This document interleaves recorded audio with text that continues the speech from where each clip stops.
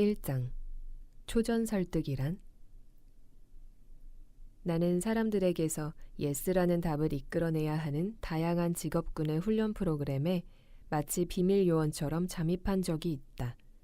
그리고 거의 3년 동안 자동차 영업사원, 다이렉트 마케터, TV 광고 제작자, 고객을 직접 상대하는 매니저, 자선기금 모금원, 홍보 전문가, 기업 채용 담당자가 되려는 사람들에게 어떤 내용을 가르치는지를 기록했다. 내 목적은 매번 효과를 발휘하는 설득 기법을 찾아내는 것이었다. 그래서 수강생을 모집하는 훈련센터의 광고를 보고 찾아가기도 하고 그런 수업을 들을 수 있는 다른 방법을 강구하기도 했다. 한 손에는 노트를 들고 설득의 세계에서 오랜 경험을 통해 쌓인 지혜를 받아들일 만반의 준비를 한 채 말이다. 직업훈련 프로그램에서는 상급 수강생이 되면 경험 많은 노련한 선배가 실제 영업하는 현장에 종종 동행하도록 해주었다. 나는 이러한 기회가 있을 때마다 놓치지 않고 따라 나섰다.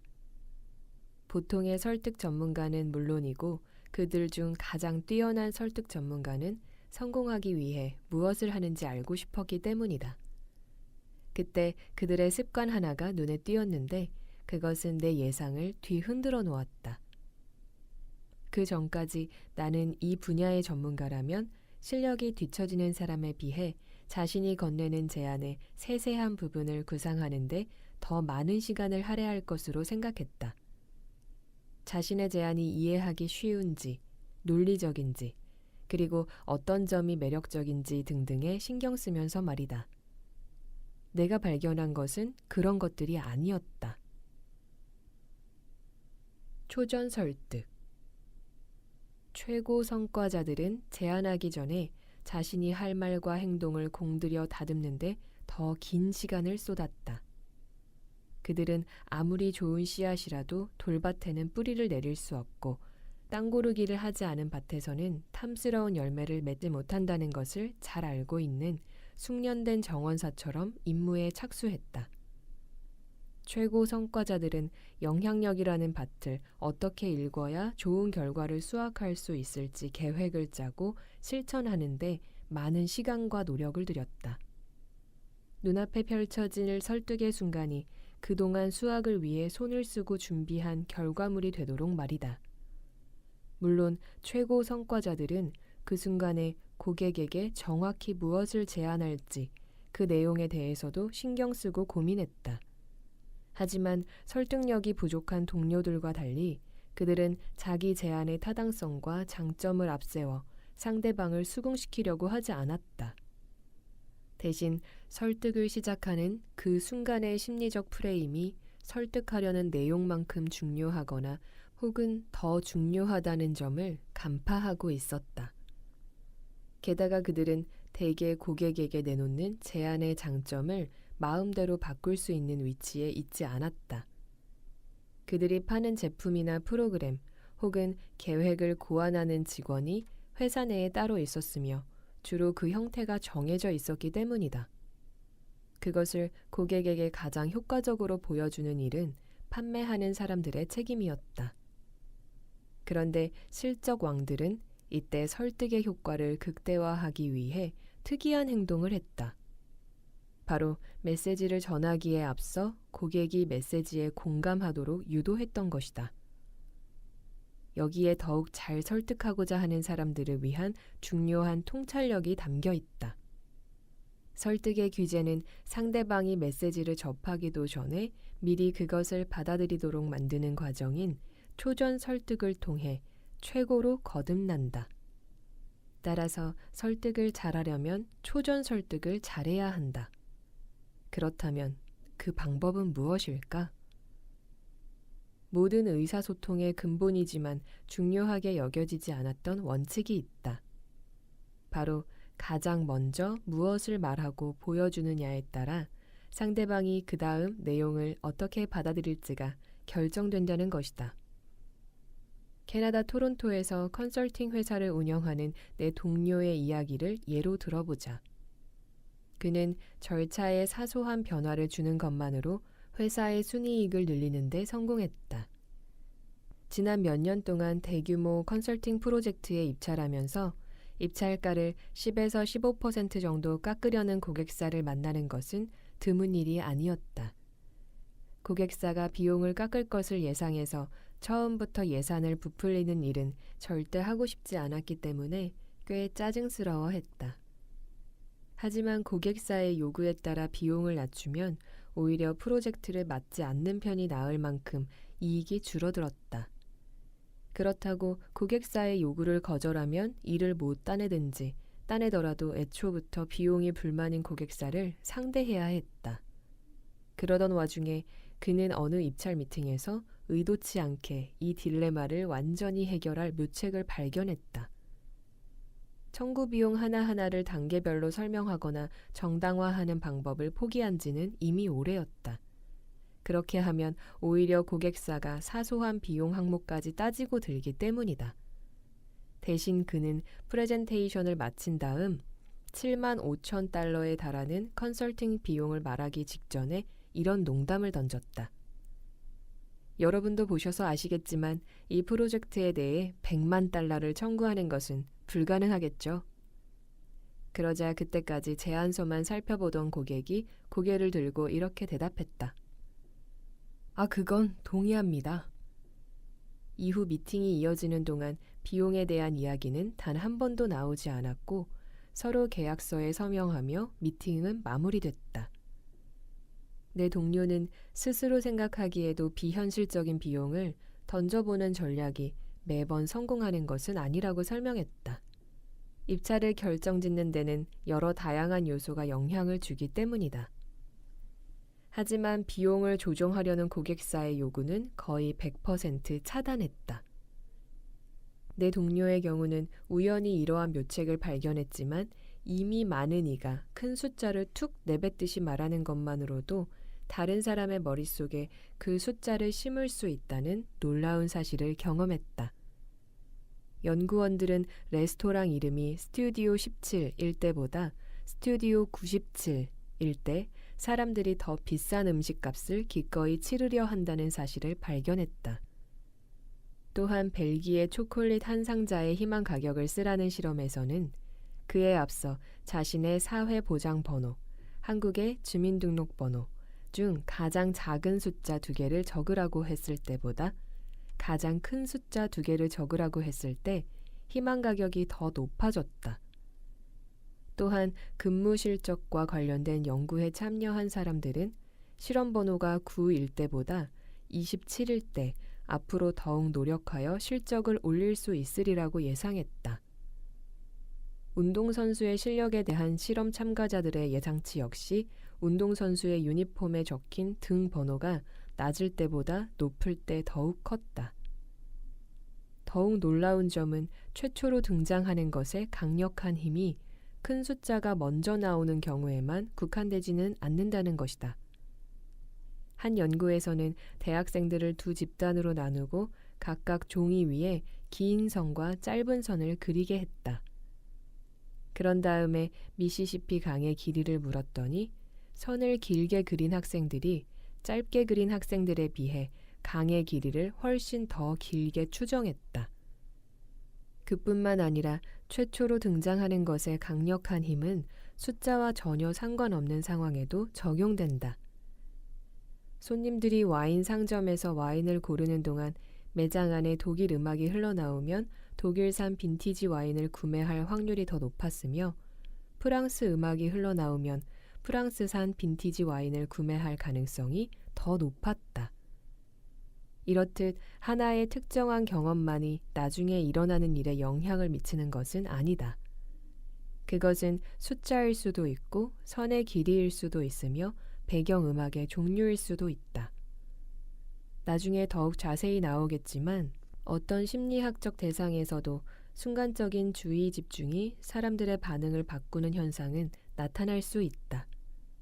하지만 이 책의 가장 중요한 목적은 설득력을 높이는 것이므로 상대방의 동의를 끌어낼 가능성이 가장 높아지도록 도와주는 심리학적 개념들을 중점적으로 다룰 것이다. 여기서 가능성이라는 말에 주목할 필요가 있다. 인간의 행동을 예측한다는 것은 터무니없다. 확실한 설득 비법 같은 것은 존재하지 않는다. 다만 설득하는 사람과 설득당하는 사람이 합의점에 도달할 확률을 꾸준하게 높이는 몇 가지 방법이 존재할 뿐이다. 이것만으로도 충분하다. 이러한 확률을 어느 정도만 높여도 결정적인 경쟁력을 얻을 수 있기 때문이다. 가족을 예로 들어보자. 설득 가능성을 높이는 요령을 알고 있으면 세상에서 가장 까다로운 청중인 아이들조차 한층 더 수월하게 설득할 수 있다. 비즈니스에서도 마찬가지다. 초전 설득이라는 접근법을 활용하는 것만으로도 경쟁 기업을 앞서갈 수 있는 수단을 충분히 마련할 수 있다. 똑같이 실력 있는 경쟁 상대도 앞지를 수 있다는 말이다. 또한 초전 설득을 통해 성공 가능성을 높이는 것만으로도 얼마든지 조직에서 더 훌륭한, 한 발 더 나아가 최고 성과자로 거듭날 수 있다.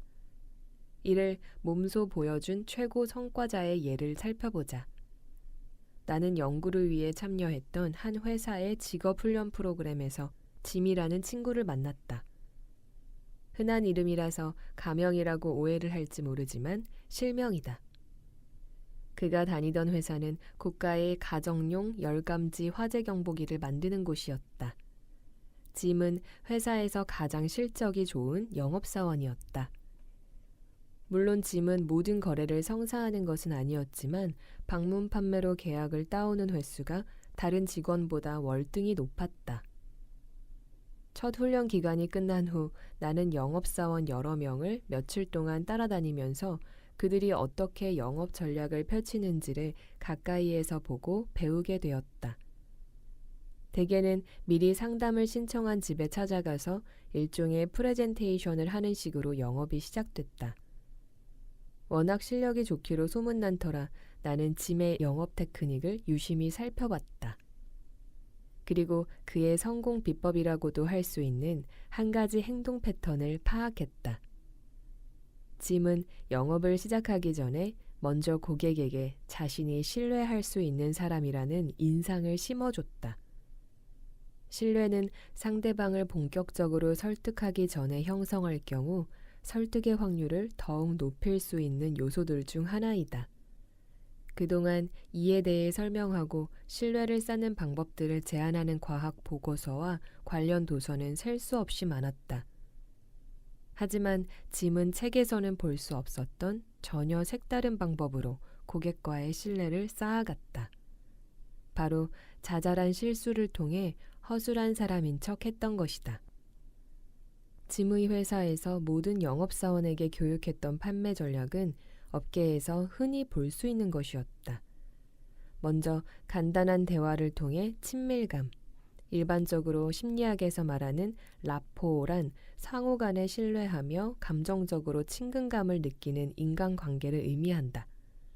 그 친밀감을 형성한 후에 고객, 일반적으로 부부의 화재 안전 지식을 10분 정도 테스트한다. 이 테스트가 끝나고 나면 고객은 집안에서 실제로 화재가 발생할 위험이 얼마나 높은지 잘 모르고 있었다는 사실을 깨닫게 된다. 이 단계가 마무리되면 영업사원은 화재 경보기를 직접 시범해 보이고 타사 제품보다 우수한 자사 제품의 강점이 친절하게 설명된 자료를 보여주며 고객에게 구입을 권유하기 시작한다.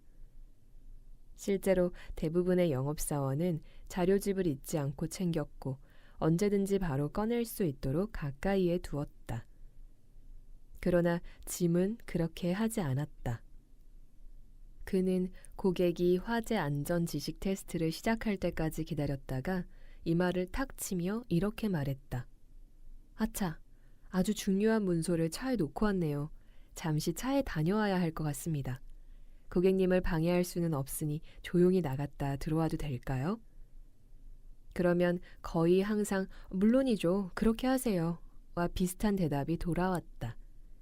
그리고 고객은 대개 짐이 다시 집 안으로 들어올 수 있도록 그에게 짐 열쇠를 건네줄 수밖에 없었다. 나는 짐이 모두 새 집을 방문해 영업하는 것을 지켜봤다. 그의 건망증은 매번 같은 방식으로 같은 시점에 나타났다.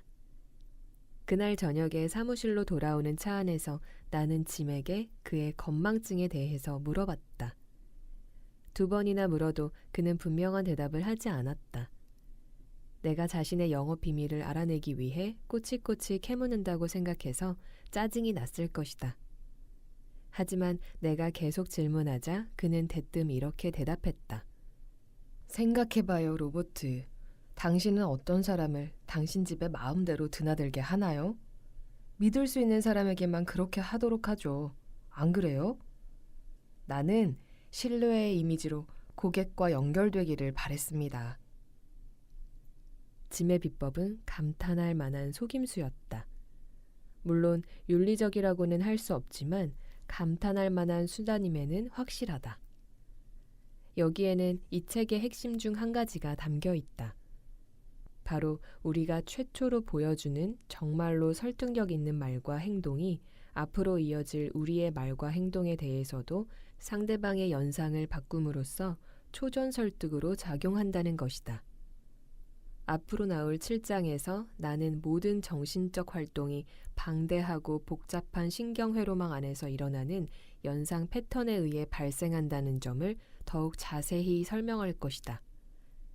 또한 연상작용이 상대방의 행동과 생각을 변화시키면서 성공적인 설득으로 이어진다는 점도 강조할 것이다. 짐의 전략은 매우 좋은 사례다. 그는 최고 실적왕이 되려고 화재 경보기의 기능을 부풀리거나 제품을 설명하는 방식, 말투, 논리 등을 바꾸지도 않았다. 사실 그가 제품을 설명하는 방식은 일반적인 틀에서 크게 벗어나지 않았다. 고객을 설득하기 전에 고객의 머릿속에 자신과 신뢰라는 이미지가 연상되도록 만들었을 뿐이다. 이후에 형성되는 매우 긍정적인 다른 연상 관계들은 그와 그가 전달하는 조언으로 다시 연결됐다. 스스로를 신뢰라는 개념과 연결시키는 짐의 비정통적인 방법은 오로지 연상 관계를 바탕으로 했다. 그는 고객이 쉽게 문을 열어주는 친구나 가족 흉내를 내는 대신 그저 고객이 신뢰하는 사람에게 보여주는 특징적인 행동을 자신에게도 보여주도록 유도했을 뿐이었다. 이러한 전략이 내가 파악한 짐보다 실적이 저조한 동료와 짐의 유일한 차이점이었다는 사실에 주목해야 한다. 바로 이것이 단순한 연상이 가지는 힘이다. 전체적으로 보자면 신뢰를 형성하는 것 외에도 수많은 사전 행동을 통해 상대방이 내 말을 더욱 쉽게 수용하도록 만들 수 있다. 그 형태가 다양한 만큼 전문적인 용어 또한 여러 개인데 행동과학자에 따라 프레임, 앵커, 점화, 마인드셋, 첫인상 등을 사용한다. 앞으로 전개될 부분에서 각기 다른 형태의 사전 행동들을 살펴볼 예정인데 이를 통틀어 오프너라고 부를 것이다. 크게 2가지 방식을 통해 설득 과정을 오픈하기 때문이다. 첫 번째 방식은 설득 과정을 시작하는 역할이다. 상대방에게 메시지를 전달하기 전에 먼저 운을 떼는 출발선이라고 생각하면 이해하기 쉽다. 2번째 방식은 기존 장벽을 없애는 역할인데 이것이야말로 오프너의 가장 중요한 기능이다. 짐이 고객의 대문을 열었던 것처럼 굳게 닫힌 상대방의 마음을 활짝 열어서 설득하려는 사람의 메시지가 더욱 효과적으로 전달되게 하는 것이다. 초전 설득 1장 1번이 38페이지에서 끝났습니다.